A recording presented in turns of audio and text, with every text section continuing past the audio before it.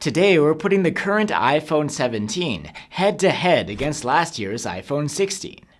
Of course, the iPhone 17 is the newer, upgraded device, but after testing these two phones, we did find a few reasons why you might actually want to get the iPhone 16 instead.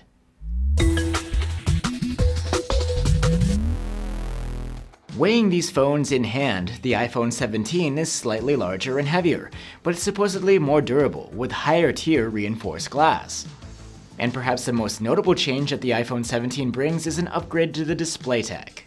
The iPhone 17 screen is bigger, and is finally up to speed with the times, with a fast 120Hz refresh rate. In comparison, the iPhone 16 screen is smaller, and just 60Hz. The effect of this is that swiping and scrolling on the iPhone 17 looks and feels less stuttery and more smooth. And there's another benefit of the high refresh rate. It enables an always-on display to get info at a glance. But do these features come with a trade-off in battery life? We'll get to that in a bit. We did notice in our display tests that both iPhones could reach the same level of max brightness in auto mode, but the iPhone 17 was quick to drop it down, while the iPhone 16 maintained it for longer. But thanks to its new anti-reflective coating, the iPhone 17 screen has the advantage of needing less brightness to overcome glare when it's sunny. When it comes to the speakers though, it's the iPhone 16 which comes out a little ahead. We measured it to be a bit louder, with a loudness rating of very good, versus good on the new model. We think they both sound great though.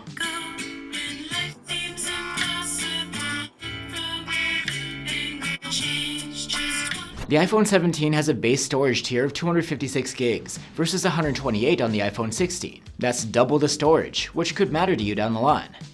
The new iPhone also gets the new Apple A19 chipset, which promises better raw performance than the A18 inside of the iPhone 16.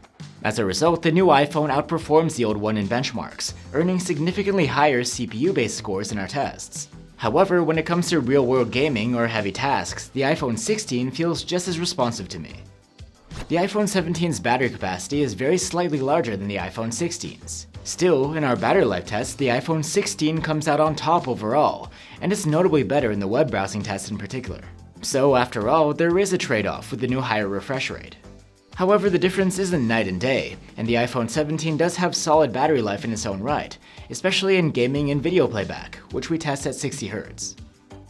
The iPhone 17 charges faster though, as Apple has upgraded the max wired charging power this year. In our wired charging tests, the new model was able to top up slightly more in a half hour, and a full charge was noticeably faster than the iPhone 16. However, the two phones have the same wireless charging speed. And now we have the cameras. On the back, the iPhone 17 has a 48 megapixel main cam and a 48 megapixel ultrawide camera with autofocus. The iPhone 16 setup is about the same, except that its ultra-wide cam is just 12 megapixels. Another difference is that the new iPhone has a new selfie cam, which is able to take 4x3 selfies in portrait or landscape, with no need to rotate the phone.